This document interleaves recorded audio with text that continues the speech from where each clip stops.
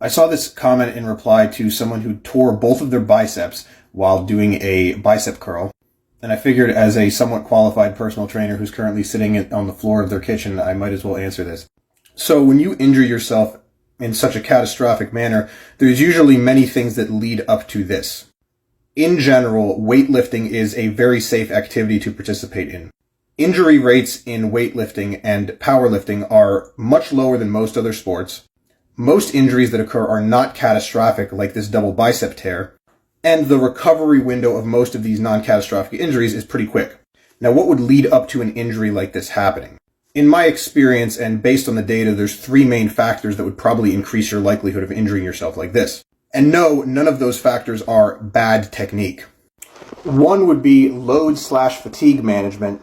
Two would be your physical and mental preparedness to perform this exercise.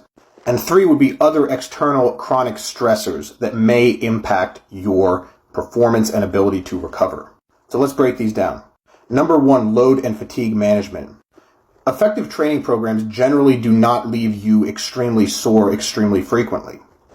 So before your next workout, like if you train biceps on Monday and you train them again on Wednesday or something, your biceps really should not be like really sore on Wednesday. Otherwise, either your frequency or your load or your fatigue management is just out of whack. You have to adjust accordingly as per your tolerance. And this is why it doesn't make sense to max out on a day when you are not feeling good, or to push yourself really hard on a day when you are extra sore, because it increases your risk of injuring yourself. Using something like RPE or some other form of auto-regulation can also help manage this. Your physical and mental preparedness when you do the lift.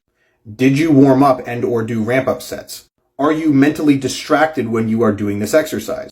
Do you have a lot of experience doing this exercise at similar loads and intensities? There being a very large mismatch in any of these categories can also increase your risk of hurting yourself.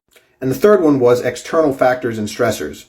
Like if you're having a really stressful day at work, a really stressful day at school, you didn't sleep so much the previous night. If you're an athlete and it's competition season, if it's final exam season and you're a student, if you're having a really stressful home life situation at the time, these can all increase your risk of hurting yourself.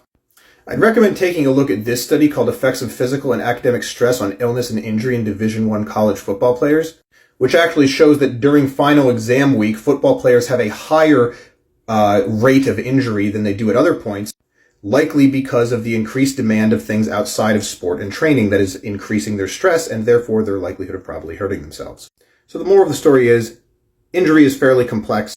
You can't always 100% eliminate the potential for injury, but you can reduce it by training smart.